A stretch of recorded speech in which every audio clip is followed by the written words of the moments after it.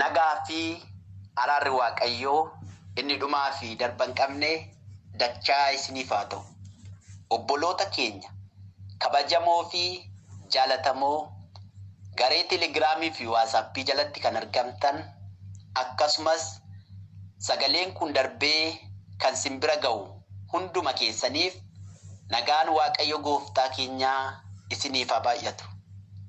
Nagaa kootti aansuudhaan ergaa gabaabaa obboloota keenya kan kiristaanaa, ortodoksii, musliima, waaqeffataa, joovaa fi hawaariyaatii osoo hin jedhin namoota hundumaadhaaf afaan dubbachuu dandeessan hundumaatti hiiktanii fi sheer gochuu fi akka dandeessan jaalala Waaqayyootinan isin gaafadha. Ergaan koos viisaa sobaa carraa hojii bal'aatu isiniif baname $1 Ameerikaa 1000 qacaramtu viisaan tola isiniif hojjetamaa tikkeettiinis tola isiniif ergama. Foormii armaan gadii guca kana guutuudhaan nuuf deebisaa jechuun biyyoota akka Awustiraaliyaa, Jarman, Jaappaan, Ingilizii, Tarkii, Kanaadaa fi Ameerikaa tola deemtu jechuudhaan foormii karaa telegiraamii fi waasappii sheer ta'aa jiru. Yoo isin bira gahe foormii kana guutuu akka hin dandeenye isin akeekkachiisuun barbaada. Waggaa darbee dhaabbanni mirga namoomaa fi Amnesty Internationaliin beeksisa baasan tokko karaa toora Facebookiidhaa fi akkasuma karaa waasappii telegiraamii sheer godheen ture.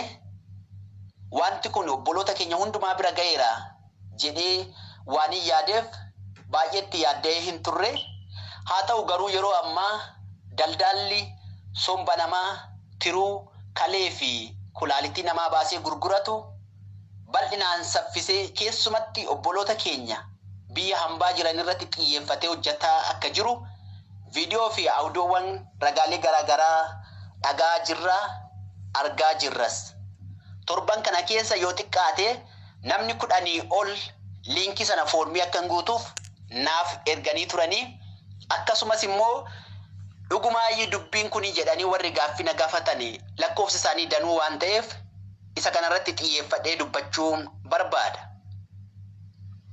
Kana dura dhaabbanni mirga namoomaa fi Human Rights Watch Amnesty Internationaliin gabaasa isaan gadhiisan irratti warra carraa hojii bal'aatu isiniif banamaa, viisaan tola isiniif kennamaa, tikkeettiin tola isiniif ergamaa, $1 Ameerikaa 1000 qacaramtu jechuudhaan biyyarraa biyyatti isin gurguratanii kalee keessan somba keessan baasanii isin qalanii warra miiliyoona hedduutti miiliyoonaroota ta'antu jiru waan ta'aniif isa kanarraa dhugaadha jettanii foormii sana guutuu akka hin dandeenye jedhanii warningii yookiin akeekkachiisa gadhiisanii turan sheer godheen ture. Ammas irra deebi'ee dubbachuun barbaada.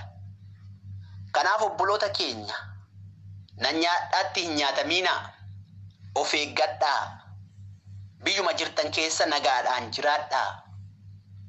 Yeroo ammaa dhaabbatichi liinkii sana gadhiisee waan jiruuf obboloonni keenya hedduun foormii sana guutanii dhaqanii achittis immoo viidiyoo waraabanii audoo gadhiisanii namoonni hedduun qalamanii du'anii akka jiran ragaaleewwan hedduu yeroo ammaa obboloota keenya shamarranii kan biyya hambaa biyya arabaa jiran isaan irratti raawwataa waan jiruuf of eeggannoo guddaa gochuu akka qabdan akeekkachiisa kana isiniif dabarsuun barbaada.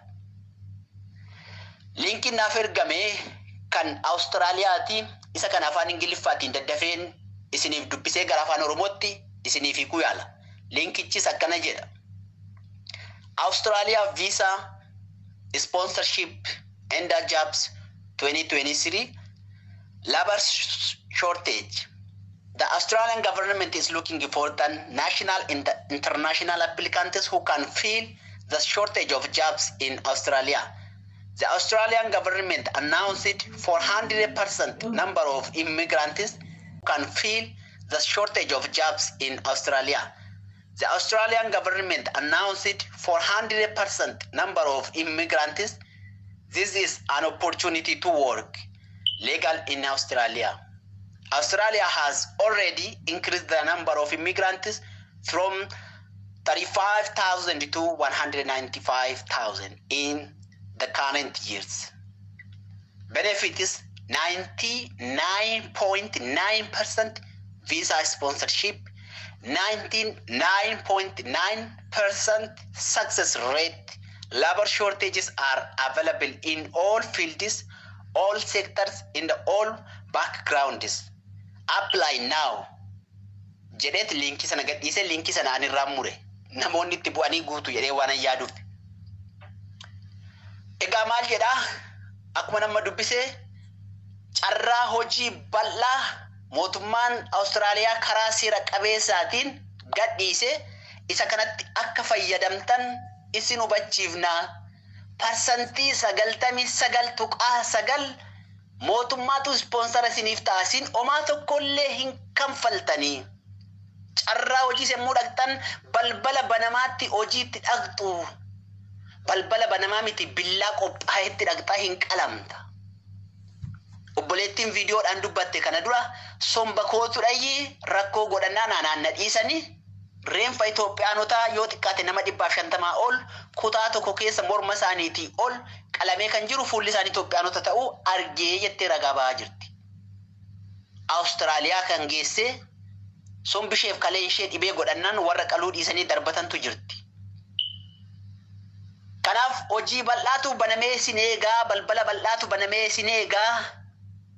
Isa kanarratti dhaqxanii foormii guuttanii deemuu akka dandeessan isin beeksifnaa ormootaafis sheer gochuu hin dagatinaa jedhan. Bara baranaa kana keessa jedhan 35,000 irraa carraa immigraantota hanga 195tti mootummaan ol guddisee jira. Kanaaf isa kanatti fayyadamaa ta'a.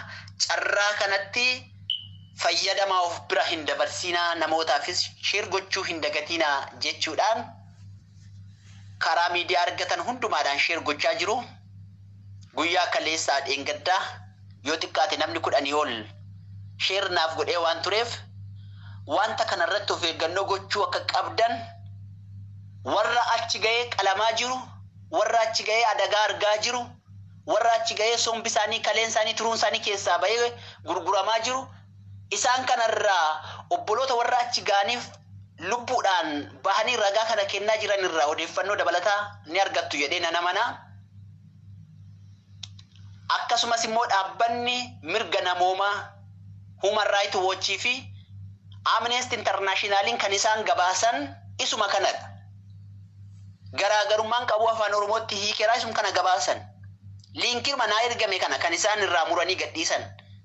Isa kanarratti of eeggannoon kan keessanidha. Of eeggadhaa. Carraan hojii akkasitti isinii baname hin jiru. Mootummaan akkanatti ispoonsara isinii ta'ee waan hundumaa isinii guutee si waamu hin jiru. Mirga wabii namni isiniif ta'u hin jiru. Mirga lubbuu keessanii ofuma keessaniif bahadhaa jechuun dhaabbanni beekamaa dhaabbanni mirga namaatiif falmu waa'ee kanarratti bal'inaan irra deddeebi'ee poostii gochaa jira. Obboloota koo of eeggannoo godhaa. Lubbuu keessaniif bakka kennaa.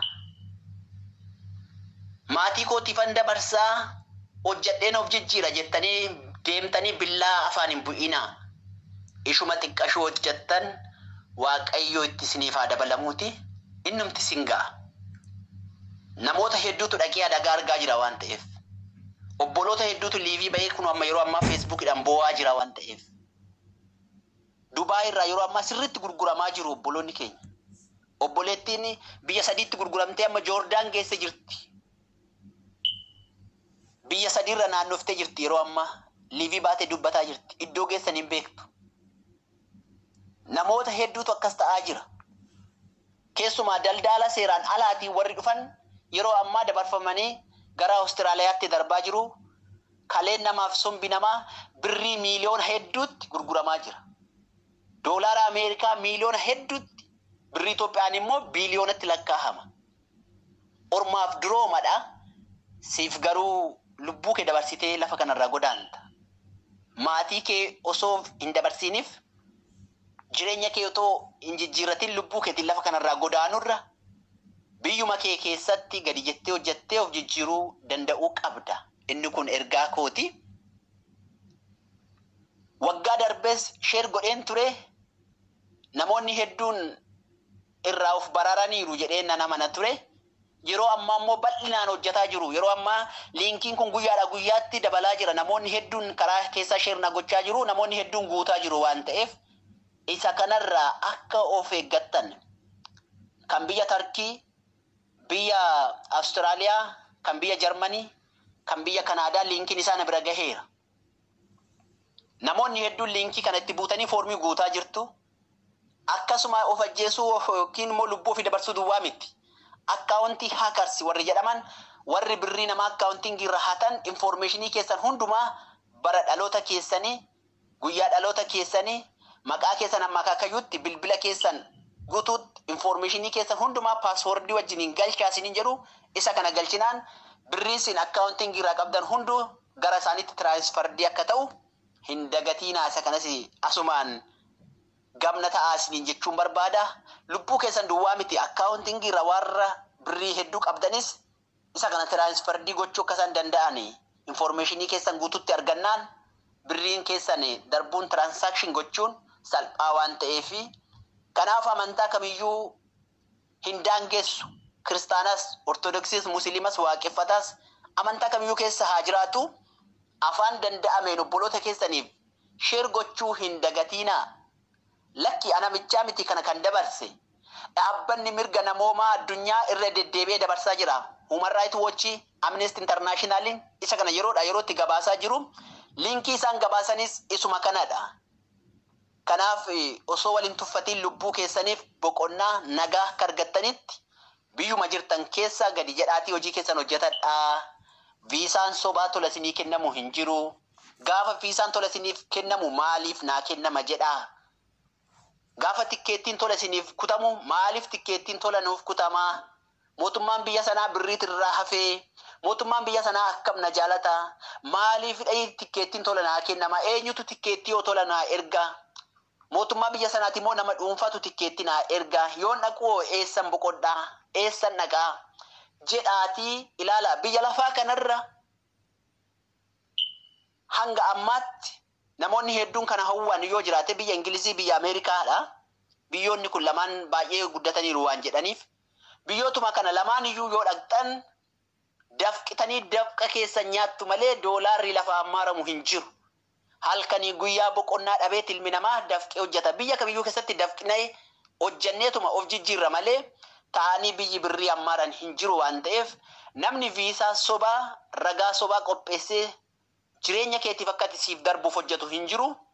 Isaan kalee kee fi somba kee birrii miiliyoona hedduutti waan gurguraniif viisaa sobaasiin hojjetanii tikkeettii sobaasii erganii biyya sana geessee siin immoo birrii hedduutti si dabarfachuun isaaniif salphaa waan ta'eef isa kanarraa sirriitti akka of eeggattan dhaamsa kooti. Dhaamsa koo duwwaa miti. Dhaamsa Human Rights Watch fi Amnesty Internationaliin dabarsanidha. Achirraa afaan Ingiliffaatiin kan isaan gadhiisan kana dura sheer godheen ture. Ammas yoo barbaadan sheer isinii gochuu nan danda'a. Isa kanarraa of eeggadhaan dhaamsa kooti. Gooftaan baraa fi jireenya keessan haa eebbisu. Obboloota keessan warra afaan isaanii beektan, warra afaan isaanii hin beekne, Kiristaana, Ortodoksii, Musliima waan barbaade amantaa kam keessa jiraatu sheer gochuu fi hin dagatiinaa. Lubbuu obboleessa kee obboleettii keetii baraarii. Kanuman isiniif dhaamaa. Gooftaan isin haa eebbisu. Turtii gaarii.